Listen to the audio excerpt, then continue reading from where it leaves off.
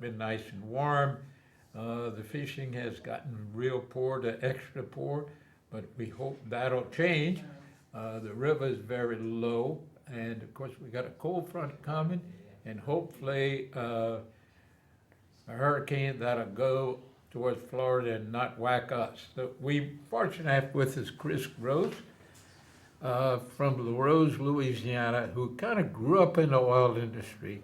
I think working on tugboats.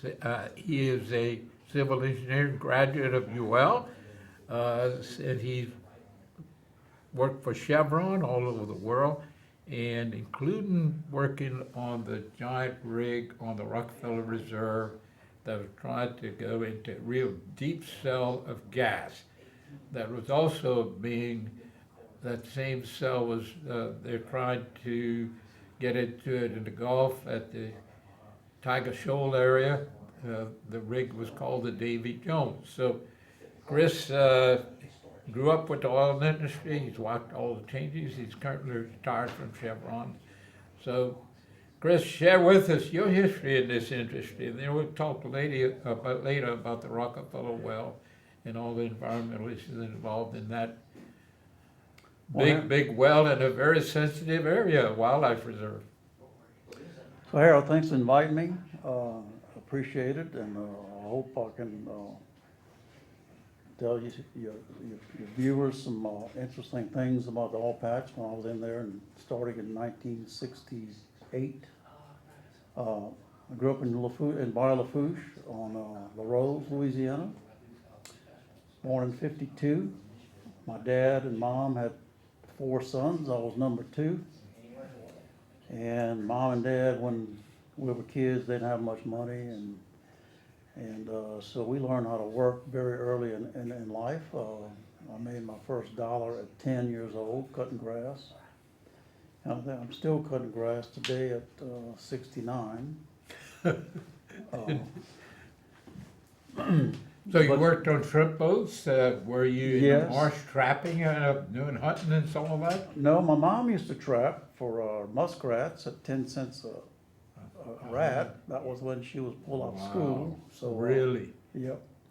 So anyway, my career in the oil field started when I was 16. Uncle Jimmy's son wanted the 4th of July off, and they asked me if I wanted to go take his place as deckhand on a supply boat, working for the Ocean Driller standby vessel. And I said yes.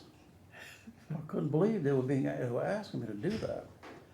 And I went on there, and I was just a big-eyed kid, fascinated with flying in a 212 and riding a personnel basket and getting down on the boat. And I was just so pumped up, and my captain was Percy. And I said, Captain Percy, what do you want me to do? He says, I want you to wash the back of the boat. I said, I can do that. And it was about 1 foot seas, and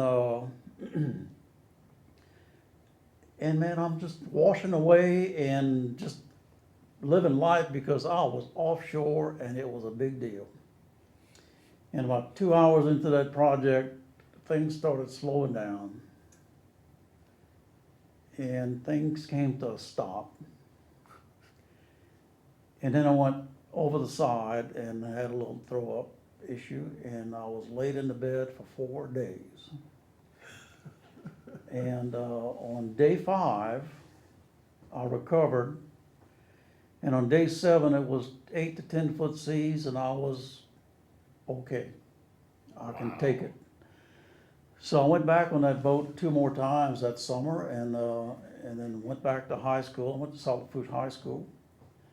I was a marching band at Saltafouche High School, and then that was a junior year, it was the summer before my senior year. And I went back to school and graduated in 1970. In 1970, I was still 17, but I got a job for Nolte J. Terrio Incorporated. And they had anchor handling tugs, and my uncle, Whitey Grow, Uncle Whitey died this past Wednesday. He's having a funeral next Friday, and I'll be there, but my Uncle Whitey was a legend of offshore captains, North Sea, Gulf of Mexico, West Africa, and anyway, Uncle Boy, that's his nickname, was a wonderful man, and he got me on the tugboats at 17, and I was a deckhand pulling anchors for Notario on the Teresa B. And I did that for about a half a summer, and then the other time, and that same summer, I worked on crew boats and supply boats, so I was moving around. And that one summer of seasickness for 4 days really cured me of seasickness, and I was okay on the seas. Those old boats would rock and roll. I Oh, mean, yeah. even at a gentle sea, they could get you seasick. Oh, yes. And but anyway, I felt pretty good, on the water after that first hitch.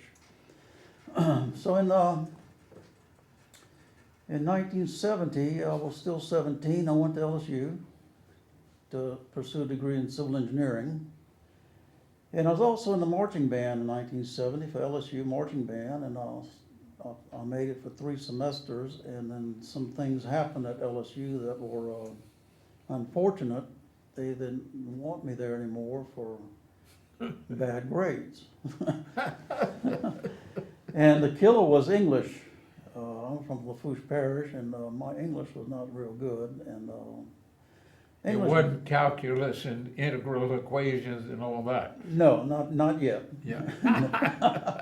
So anyway, after 3 semesters at LSU, I had to take a break, and I went to work offshore for Dan Austin Curole and McDermott, and I worked on lay barges, derrick barges.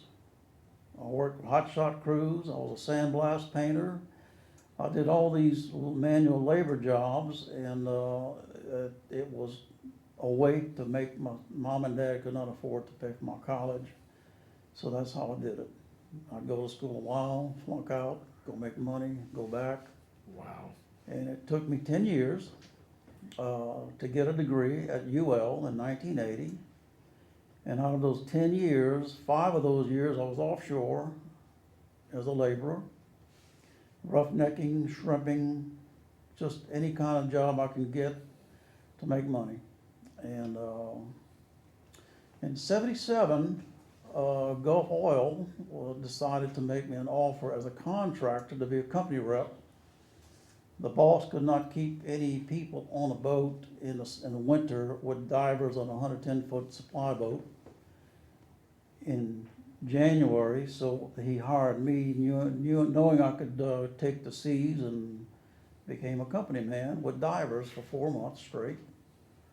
And then 2 months off, and then I worked the rest of the year. So that year I worked about 325 days. And probably in that time period, I had about, I'm gonna say 5 years experience. Wow. And in '78, UL accepted me on probation, of course. That was the way I maneuvered. And in 1980, I received my degree in civil engineering. Wow. And Gulf Oil knew my background in the offshore industry, as all the things I've done. And right out of college, they hired me to be the offshore superintendent for a $140 million Cabinda gas injection project that was happening off the coast of West Africa. And we built the modules in Bayou Black, and Morgan City. And in '81, I went over to Cabinda and installed 3 jackets. And we had a 6-month break, still fabricating. And in late '81, I went to West Africa as offshore superintendent. We installed the 3 platforms, 160,000 feet of pipe. And in November '82, the facility was commissioned.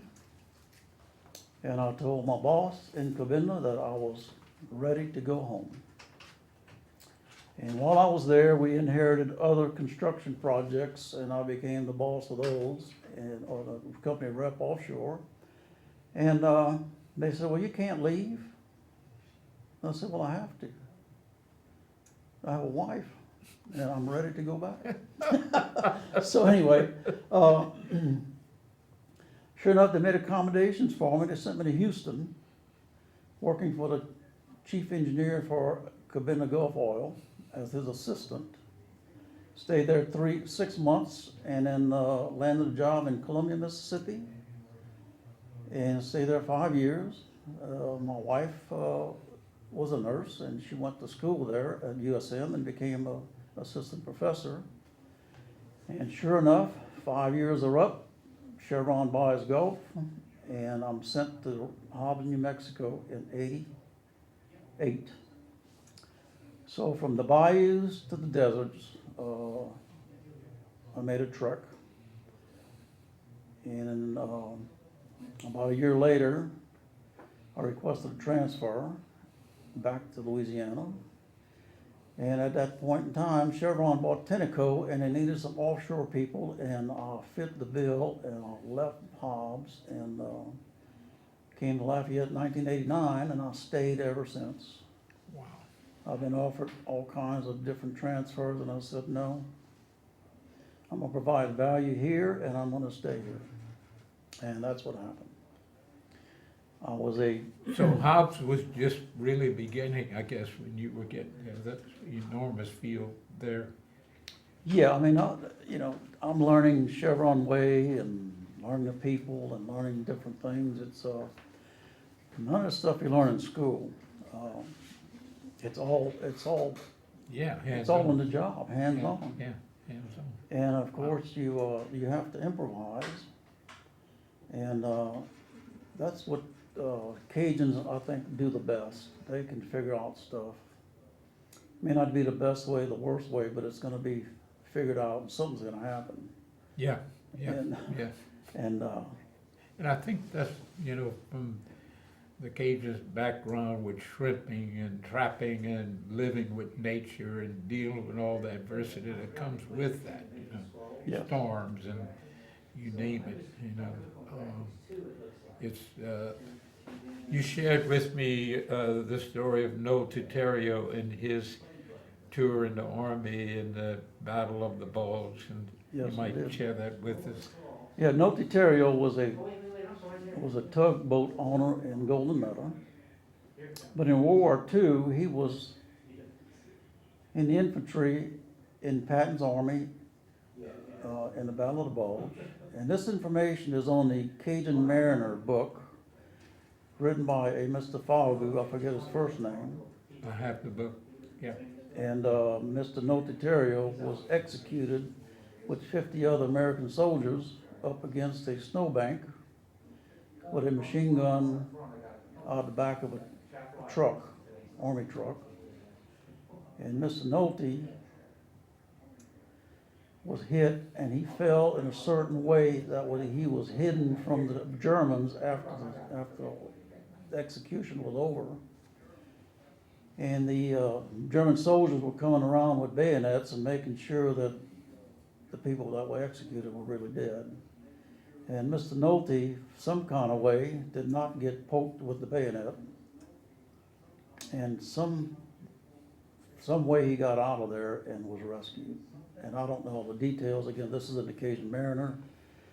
But Mr. Nolte had a saying on the smokestacks of his tugs, on the bottom in script, it says, "Don't worry about nothing." And that was his motto.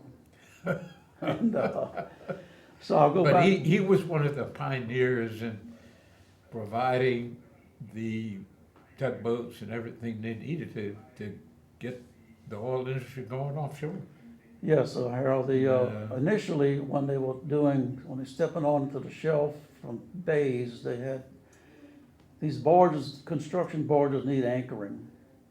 And they also needed to be mobile, so these barges had array of anchors. And they had to be moved by tugs. And the initial method was with a barge, an A-frame, and a tug, moving the barge around. You're on the air. Can we help you? Hello? Is that Pete? That's me, Peter. Yeah. Peter. All right, Peter, what's up? Hey, Hal, I wanted to I wanted to tell Chris to tell the story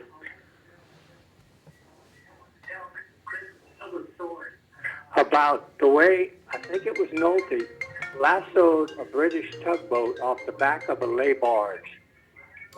Okay, I remember that story, Peter. I'll get to it. Anything else? And yeah, Woody Falgu was the name of the author. That's of, right, yes, correct. Woody Falgu, and he wrote The Cajun Mariner. And And I really enjoyed our conversation the other day. oh, I did too. Thank you for standing by and listening. So Mr. Peter asked, I told him a story about Mr. Nolte. And really, I was telling him a story about my Uncle Whitey Grow, the gentleman that died this past Wednesday. And he was a skipper of these big tugs at 16? He was a captain at 16 years old, Wow. and he sunk his first boat when he was 17. He sunk it off of Elmer's Island, and he knew he was taking on the water, and he beached it. And he got off the boat and walked across the marsh, flagged a ride on LA1 to Nolte's office in Golden Meadow. And he said, "Mr. Nolte, I sunk your tugboat." And Mr. Nolte says, "What are you doing here? Go back on the boat. You're not fired." So anyway, yeah. And Pump it out and get it going. so Harold mentions, when I told him this story, he says, "Yeah, don't worry about nothing. Get back on the boat." And my Uncle Ronald worked in the Gulf. He worked all over the world, in Alaska and West Africa, and they're the Cajun mariners that went to England and the North Sea and got that business going. They taught the Europeans and the English the construction methods for moving anchors and positioning marine equipment, and they made a big difference. And go ahead. Yeah, they had, I think to anchor one of those barges, it needed 8 anchors. A typical construction barge needs eight anchors. And then they. Some of them are stationary once they're anchored out, like a derrick barge. They'll just sit there and make their lifts. But other barges were pipeline barges. Oh, so they're mobile. So you lay pipelines in place, meaning that the pipeline you're welding on the surface is gonna go right vertical down a few miles away, so the barge moves as the pipe's being welded, 40-foot joints, and they keep moving as each weld's complete. And there's 8 anchors, and if one anchor gets too close to the barge can't move. So the tugs would come up and they lift the anchor with the pennant wire and move it forward. And once they were finished the 8 anchors, they had to start over because the barge kept moving. And these guys worked 24-hour shifts. The crews worked 6 and 6.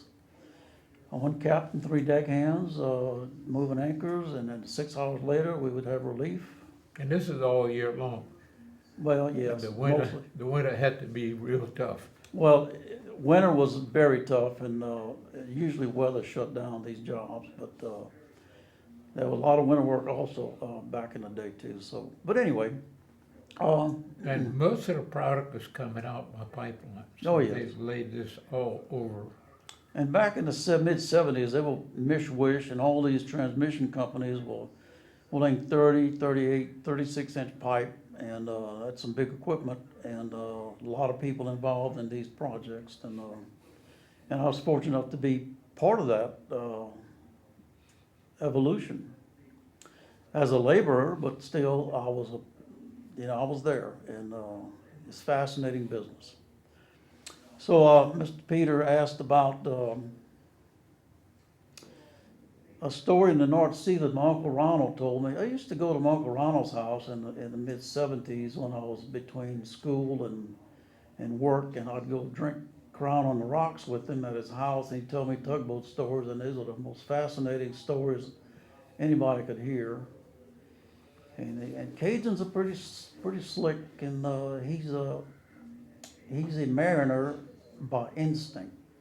They just know. Wow. How do they know? They know. So he's watching It's it. in their blood. It's in their blood. So he's watching this British supply boat coming up alongside of a rig, a jackup rig. And for the people that know about jackup rigs, they have vertical gears on the legs that lets the rig lowered or raised. Yeah. And he saw this supply boat getting close to the rig to offload supplies, and and Uncle says, I was watching him, and I knew he was going to get in the bind because the current caught him, and it was going to push him against the rig, and the big gears on that leg would have probably sunk the boat. Cool. And he says, I snuck around there, and before he could touch the rig, I had a rope on his midsection of his hull on a bit, and I pulled him out of harm's way. And Wow. so that's just some of the things these people that know things, competent, save lives. And, Yeah, they could have sunk that boat. Oh, yes. And so anyway, that's a story about my Uncle Ronald, and his funeral's next Friday in La Rose, Louisiana, and I'll be there, and we're gonna, How old was it when? he was 86, he died on the 21st. Wow. So he was captain on the boats from 16, which is 1952, to 2010. Wow. And he was a character, and I call him a legend. So Uncle Ronald, Uncle Whitey Grow. So anything else? Let's see. Not sure what else Peter wanted me to talk about. Well, I think we covered what he was very interested in, Whitey. Yep. And of course, Noel Titario, in the book that they mentioned deals with the West and several other of these Oh, yes. pioneers. Yeah, And, the Bay Lafourche was the home of the birth of offshore And mariners. then the development of the aluminum crew boat, which involved the folks down the river originally, the Thunder boats, Thunder Bay and all those boats that were, Minor Jeremy, Otto Yeah. Candies, Mont Boat Company, Bobby Ogeron, there's a whole mess of them that, a lot of them still in business. yeah. Except Nolte, that all his tugs is working up north, uh, still in business. So anyway, But where, the- oh, here we yeah, go. You're there, can we help you? That's Peter again. Should I step out this room when I want to talk to Hal? Yeah, turn your TV off. I did. Hal, Peter, Yes, I want you to tell the story about that uneducated Cajun that couldn't get his 100-ton license. He never graduated, or his captain's license, and he could only drive a screw boat. You remember that story you told me? And how he couldn't pass any written test, so they made him do a test with one propeller. his wife- He was able to his maneuver that wife boat would- and pass the test. You remember? yeah, he couldn't read and write. And he convinced the Coast Guard, this is a Native American down at Dulac, and was there to deal with hurricane recovery. And he runs these big tugs on the Mississippi. Mhm. And he shared with me that in the second grade, he's Native American Houma Indian, so he goes to school and they hadn't learned English by the second grade, they kicked him out. So they kicked him out. And so he can't read and write, and he's one of these, lived on the shrimp boats, worked on the shrimp boats, and then he got to fooling with tugs, and he had to get his license. And he convinced the Coast Guard in New Orleans to allow his wife to help him Mhm. to read the questions, and he said one of the biggest issues was in the water test and backing up a twin engine tug with one engine out and backing it into a slot. Well, he said, you know, I grew up on a single engine shrimp boat, so I knew how to back up a boat that had only a single prop. And he says, my wife took the test and she could pass the test completely, but she couldn't get a boat away from the dock. But he ended up with his license, and now he's running these giant tugs on the Mississippi from St. Paul down to New Orleans, you know, and it's amazing how, you know, these people with natural abilities like Roy Bro, who designed the first aluminum crew boats. And he was convinced that weight was an issue. And as the oil industry was growing, this is in the early 60s, speed was important. You know, because when that man got on the boat, the company was paying.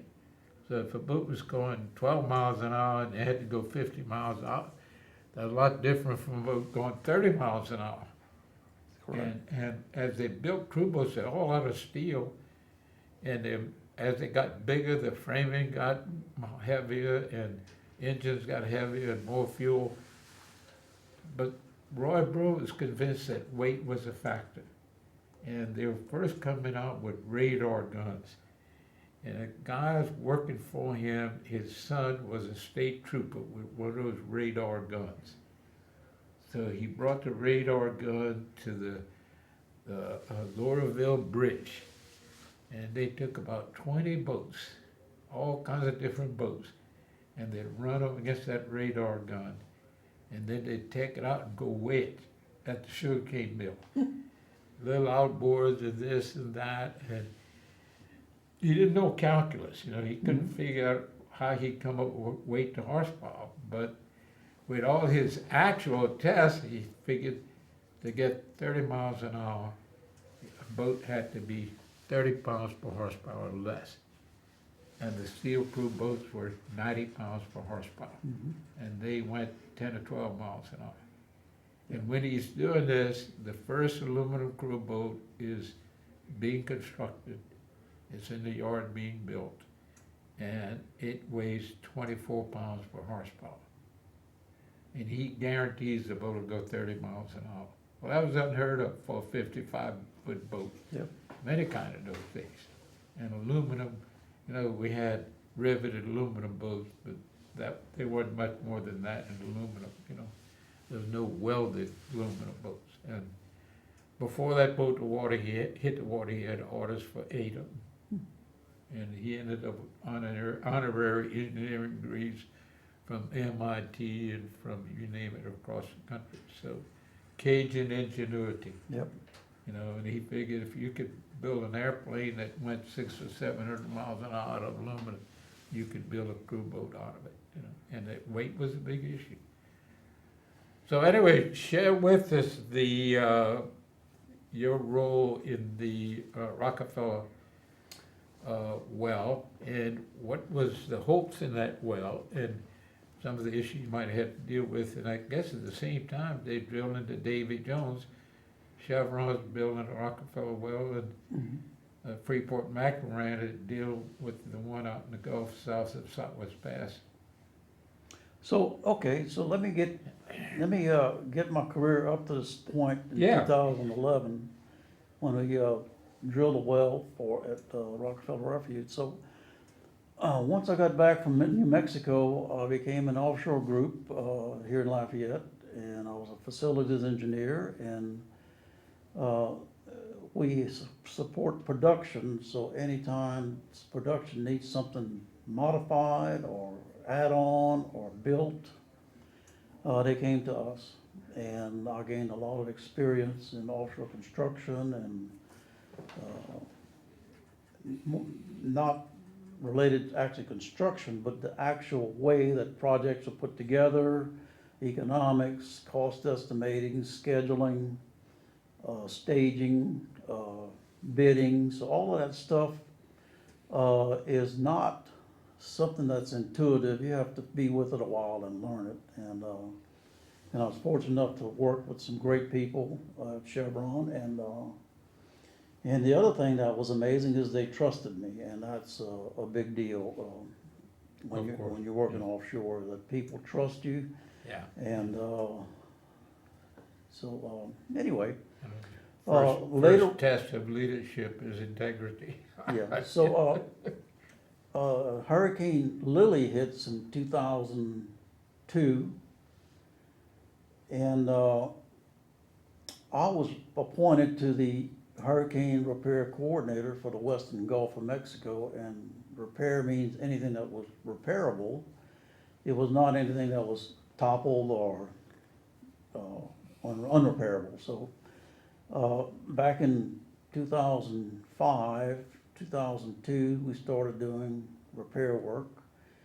Then Katrina comes in 2005, and Ike in 2008, and so in a matter of, say, 8 years, I managed about, I'm gonna say about $350 million of offshore repair work.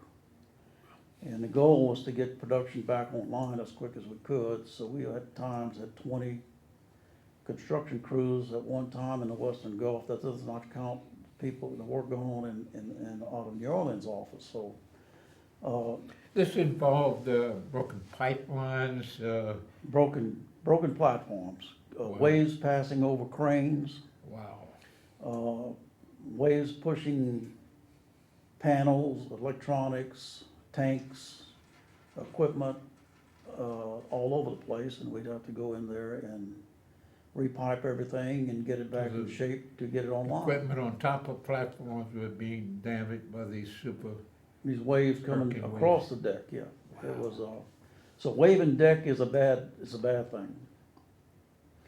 So anyway, we coordinated with the commercial people monitoring the pipelines that were out of service. When would they come on? Would it be 2 years, would it be a year, would it be 6 months? So we focused our efforts on getting in sync with the pipelines coming online, which ones can flow, and that's the platforms we concentrated on first. So that's how we ran our business, and it's fascinating work. It's a high pace. It's It's kind of like the military, 24 hours a day. yes, and and my wife can tell you about that. So anyway, after that, I got into another field in Chevron and oil and gas and chemical plants. That's hazard analysis. Hazard analysis was coming into fold around late 90s. And I said, you know what, I'm gonna do something different that nobody wants to do. I'm gonna learn how to be a facilitator. And I went to 5-day school in Texas, and I started doing risk assessments for Chevron in 1999. And the last risk assessment I did was probably the year I resigned or retired in 2017. But risk assessments are really what keeps people safe on a very volatile work environment. Because your safety system has to work, it has to be the right safety system, your valves have to be correct, your relief valves have to be sized correctly. And these risk assessments go through all of that. It's pretty rigorous, and we would design our facilities based on the results of these risk assessments. So that's another facet That of. included blowout preventers and so forth. No, that was a drilling, blowout preventers were drilling. Yeah. I never did a blowout preventer risk assessment. So your risk assessment is mainly production. Production, and one day I was called to Covington to do a emergency risk assessment when the Tahiti floating platform for Gulf of Chevron, the rig working in the field dropped a string of drill pipe all over the underwater wells. And they asked me to facilitate how to come back online and get the approval from the from Bessie, or back then MMS.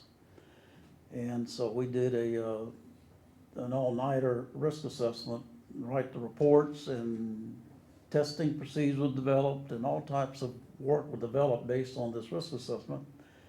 And these risk assessments, you got some strong people in these meetings that know how to answer, know how to solve problems. So the facilitator is just herding cats and documenting what the people are doing and saying and what kind of recommendations we're gonna do to tackle this project. So, risk assessments to me, were fun, and I enjoyed them. I felt fulfilled in my career as, protecting people and environment. Yeah, I took pride in doing those. So Mr. Harrell's interested in the Rockefeller Refuge, well that was drilled in 2011. I was assigned as the project manager for the location build in June of 2011. Our management wanted this thing spudded by December 31st, 2011. And it was a challenge. So the drilling people found a rig in Wyoming. It was a unit 101. It was a 400 horsepower land rig, one of the biggest in North America. So while the drillers were working on that rig, trying to secure it, contracts, transportation, all kind of retrofits, we were busy here in Louisiana, in Covington, Lafayette, designing a 9-acre facility in the marsh at Rockefeller Refuge. We had some good people working on the permitting side. We had working with the state and the Corps of Engineers. We had some people, environmental people, working on the Rockefeller with the wildlife.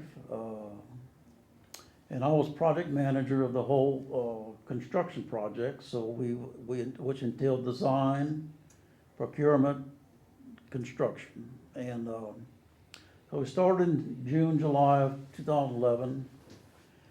We had everything prefabricated, ready to go on October the 1st. And we're waiting on the permit from the Corps of Engineers, and on October the 1st, we started moving dirt. And we moved about 55,000 cubic yards of dirt in 3 weeks. We drove 90-foot concrete piles to support the mud tanks, which were holding 19-pound mud. We drove 260 timber piles for the equipment associated with the rig, the generators, the pumps, pipe racks, all the different foundations that are needed. And then there was the rig. The rig was designed to pick up 2 million pounds, hold a derrick, 30,000 feet of drill pipe in the derrick at a 75-mile-an-hour wind.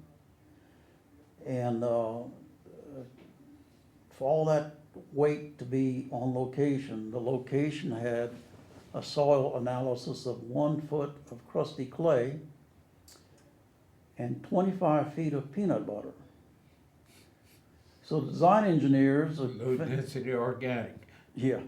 So the design engineer at Fenstermaker, Glenn McCall, was the project manager for Fenstermaker, and Luke Hebert was the engineer, and these guys did a tremendous job of really expediting the design of the pile foundation. And of course, we had soil engineers with us. Fenstermaker used some soil engineers, and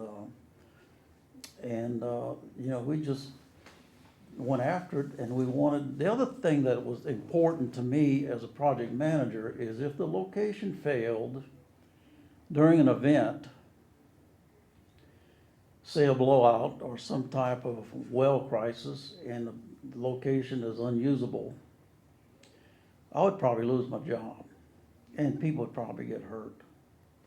So we didn't spare any design, minimizing design. The design was by the book, and that's to ensure that this rig did not fail, foundation or any of it.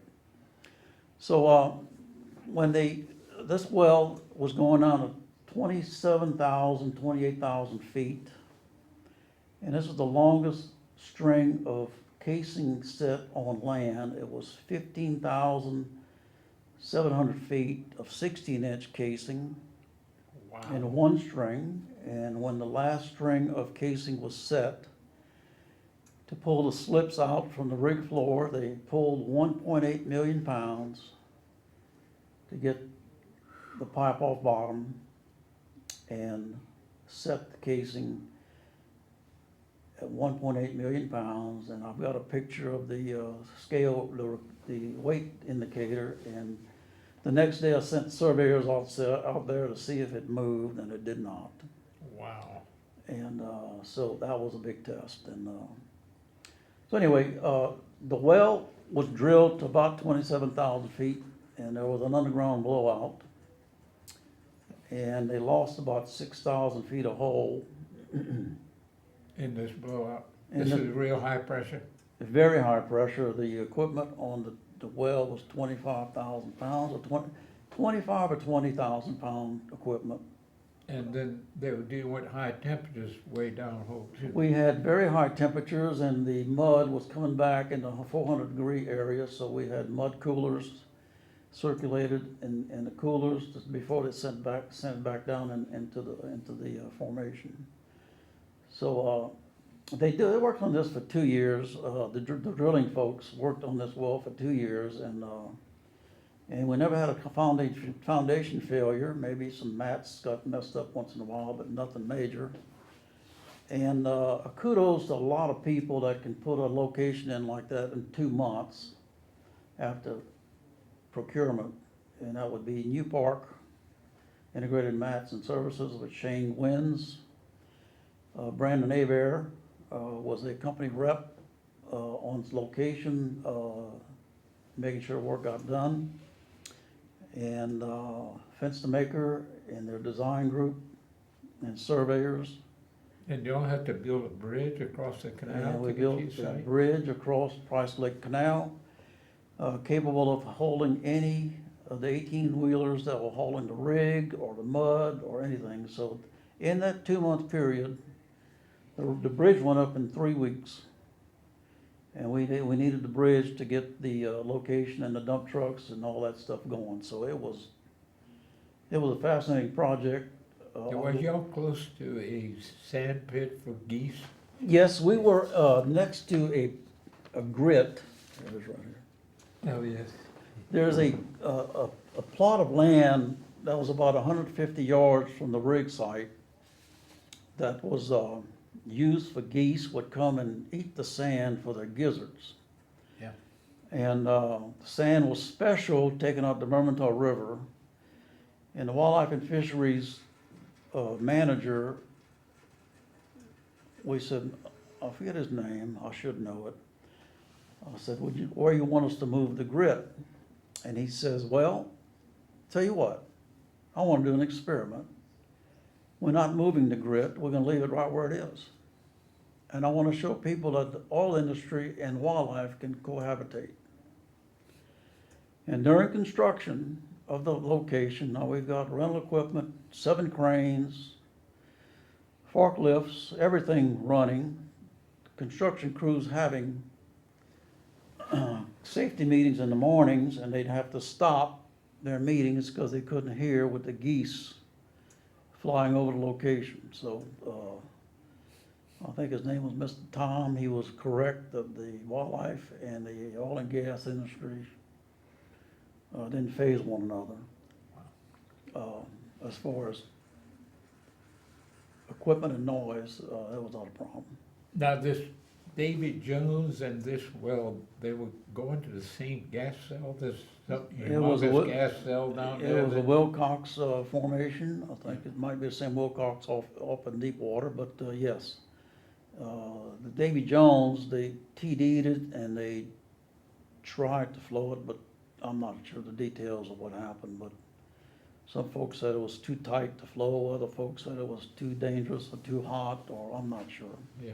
they were dealing with very high bottom hole temperatures, which can affect the strength of steel. And then they also dealing with super high pressures. So once they had an underground blowout, they did cross a somewhat commercial strata at 22,000 feet. So they cemented the bottom of that hole, you know, The bottom 7,000. yeah, the bottom 7,000, they cemented it. And they sidetracked the well and went to this commercial zone. And there were we were making plans to complete it, but to do the completion, we have to test it. And to test it, you need the same equipment that you need to flow it because of the high pressure, higher temperatures, H2S, and all of that stuff. So anyway, Hydrogen sulfide is Yes. a very poisonous gas. Yes. It's and colorless and odorless, so. just to test the well was about $100 million, and by that time, gas prices were dropping, and I guess that's when the shale started taking over, and gas prices went south, and I don't think we have any deep water projects, and deep gas projects being drilled today. Yeah, So the that glass was, has changed so with the that, Haynesville and the Permian and the Balkan and all these shale plays. It's much cheaper to access oil and gas. yep. It So, changed the whole industry, and that's what's affected the Gulf. yes, and then one day, we may need deep gas again, and it's down there. And, you know, And technology is on cutting edge, but they were figuring it out. yeah, y'all were testing, you know, I guess, the ultimate limits. I mean, Yes, dealing with 25,000 PSI, downhole temperatures well above the 400. 450 or so, that affected the strength of steel. Yep. Steel 425 sort of loses most of its strength. I know I was hearing a lot about it from one of my scouts who was working in Houston with a company that was designing a Christmas tree for the Davy Jones. Yep. Yep. Cameron. Cameron and I worked, yeah. So that's, And so, had this well been completed properly, what kind of output were y'all anticipating? well, there were a lot of prospects after, if this one was commercial. Yeah, I mean, this was a big play.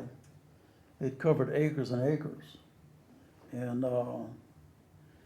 you know, I'm not sure maybe this well could have put out 30 million a day, maybe 60, I don't know, nobody knows.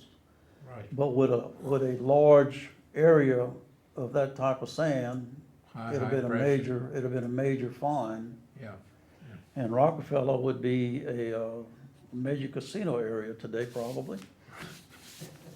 it would have paid a lot of the bills for wildlife. Oh, yes. That's correct.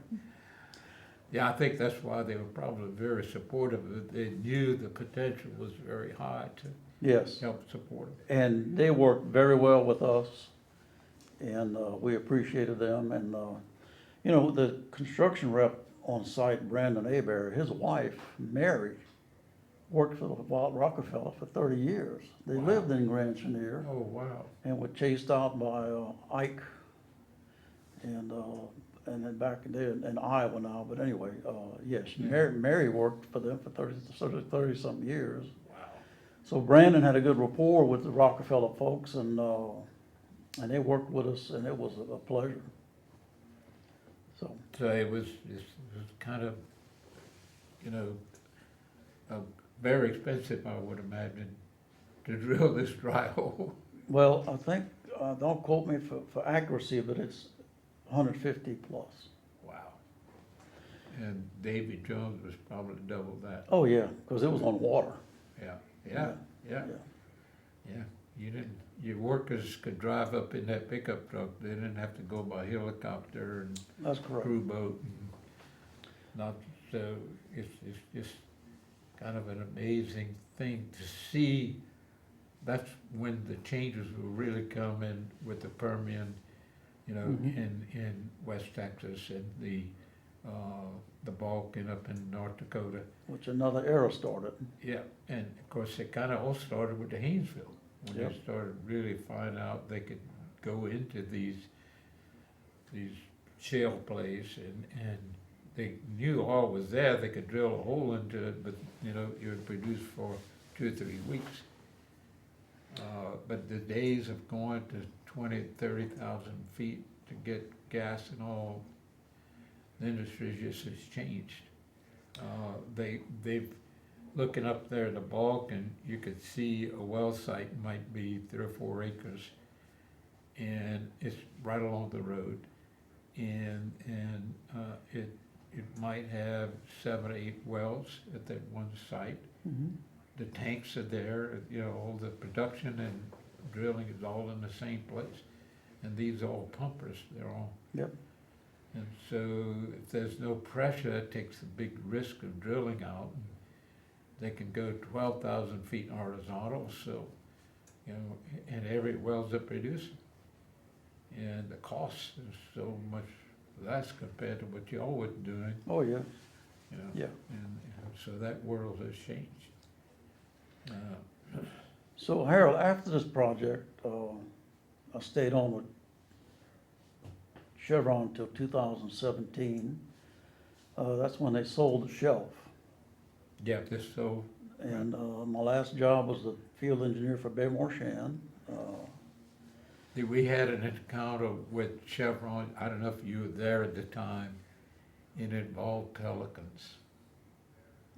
And at these small platforms, you had removable handrails.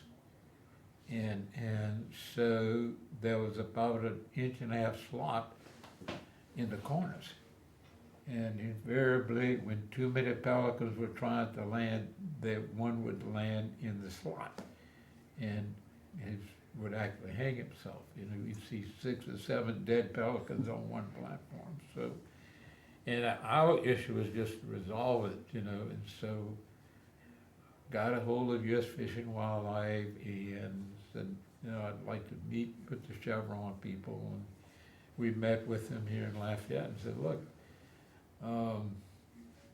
what we'd like to see is you know, when people go on a platform, put some zip ties or whatever to block this crevice that's hanging pelicans. And Chevron was very cooperative. They said, they actually designed something a little better than a zip tie, because they were worried that zip ties in the sun wouldn't last too long. So they must have 300 or 400 platforms that they put these little collars that kept the pelicans from hanging themselves. That's correct. And you know, for the most part, the offshore industry, of course, was an enormous boom to South Louisiana. And of course, all across, you know, from Texas to, you know, I guess past New Orleans. That industry down the river and so forth supported, you know, we have, I think there's 5,500 offshore platforms in the world, and 4,500 of them in Louisiana federal waters. Yep. And so, right now, a lot of that's coming out. The dry reef field right at Symbol Point, 4 miles off Symbol Point, is being disassembled. I guess that's been in production since, I would guess, the late 40s. Yep. And So before we wrap up, I got a couple of things to say, if you don't mind. sure, go ahead. So I was at Chevron as civil engineer for 38 years, and to have a successful career, you need a lot of good people working with you and for you and alongside of you. And if you don't have that, you're not gonna be very successful. Yeah. And if you're not accommodating and listening to people and understanding their needs and what they need to do their job, you become an enemy or an adversary. And my career was evolved around working together in cooperation. Motivating people. Yes, Yeah. and I met this one man back in '89 when I came back from New Mexico. 1 minute?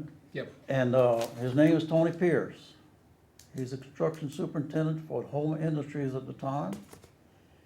And that man made me look good, and a lot of engineers at Chevron look good because he knew his business. He has integrity, and his crew performed, and I want to tip my hat to Tony Pierce. He lives in Petal, Mississippi. We did eventually hire him as a Chevron employee, and I hope he hears about this one day, that he's been talked about on AOC. Oh, great. 20 seconds. Look, Chris, thank you so much for coming on. We appreciate your history and the things you've shared with us. You're part of the industry, grew up in the industry. And so, again, thank you for being here. Thank you, Harold.